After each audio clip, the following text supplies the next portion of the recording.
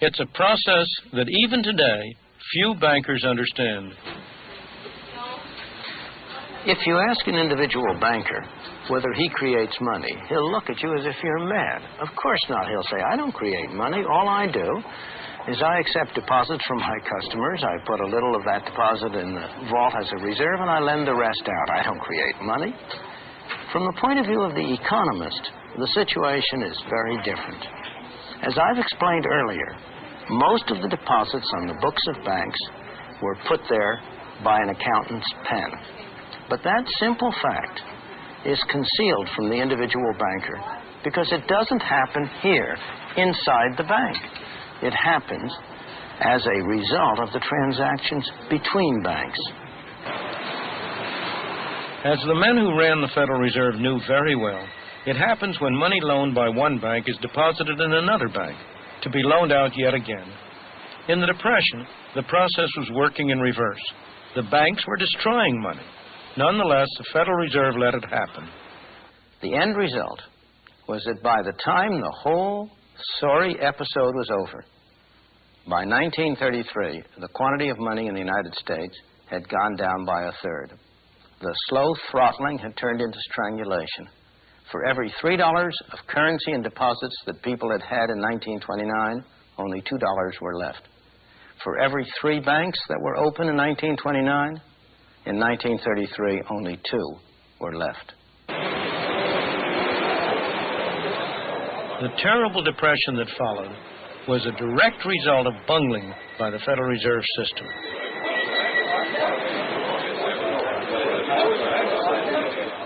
Their monetary policy stifled any hope of economic recovery. Worse still, America's depression was to become worldwide because of what lies behind these doors.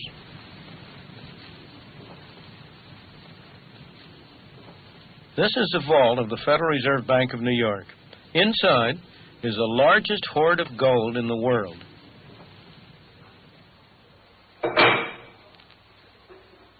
Because the world was on a gold standard in 1929, these vaults, where the U.S. gold was stored, provide an excellent test of where the Depression originated.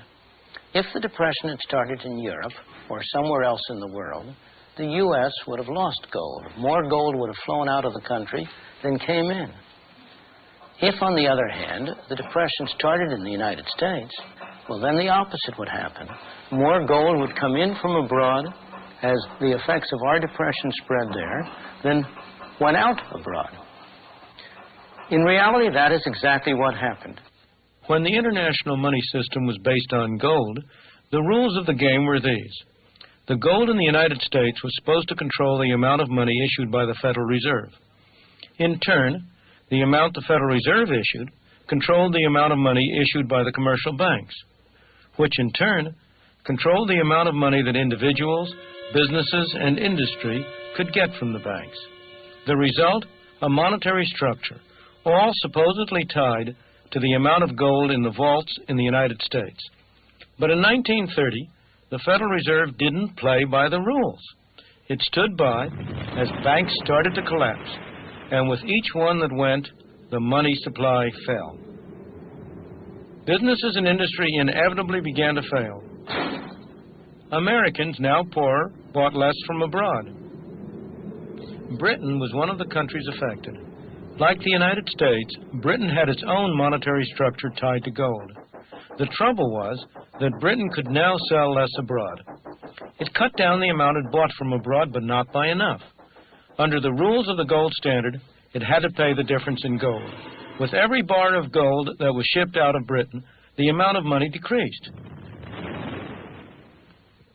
A depression that was already underway in Britain got worse. British gold flowed into the United States, supposedly to form the foundation of a new slice of the monetary structure. But the Federal Reserve didn't let it. The gold was simply locked away. The results? Britain remained in trouble until in 1931 it went off the gold standard, cutting the link between the amount of gold and the amount of money.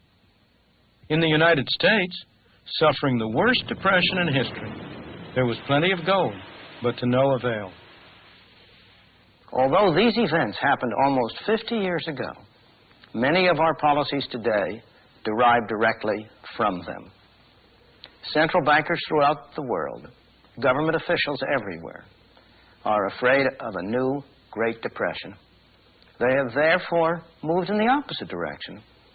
Instead of the problem of too little money, we are faced with the problem of too much money. The problems of inflation that plague us today trace directly from the problem of deflation that plagued us from 1929 to 1933. People came to believe that free market capitalism had failed. Something was needed to replace it. At Cambridge University in England, a new orthodoxy emerged in the 30s, one that has remained powerful to this day.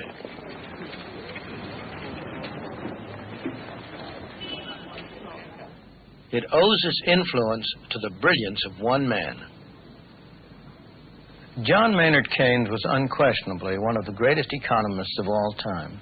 Like other economists of his generation, he found the Great Depression both a paradox and a challenge. It was a paradox because it seemed to contradict some of the fundamental principles that economists had come to take for granted.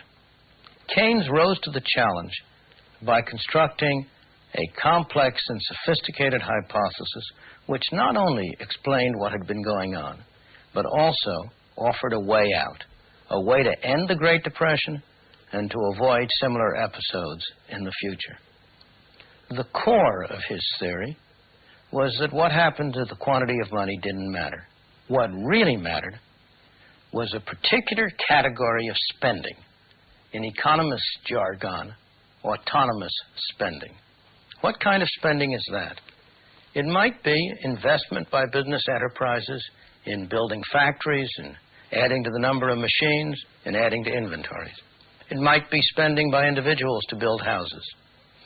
Or, most important of all, it might be deficit spending by government. If private spending on investment, on house building, was not enough to maintain full employment, then government could always step in and spend enough to make up the difference. The theory of pump priming was born. The theory was a godsend to politicians who had been grasping at any expedient. After all, throughout the ages, politicians have been only too willing to spend money, provided they didn't have to tax their citizens to pay for it. And here along came a scientific theory offered under the most responsible of auspices that justified what they had been wanting to do all along. Is it any wonder that government spending has exploded ever since, or that deficit spending, even without the excuse of war, and on a large scale, has become the order of the day? In America, the new Roosevelt administration adopted the Keynesian approach. It authorized massive spending on government projects. It involved government increasingly in the running of the economy. It developed programs designed to provide security for every individual.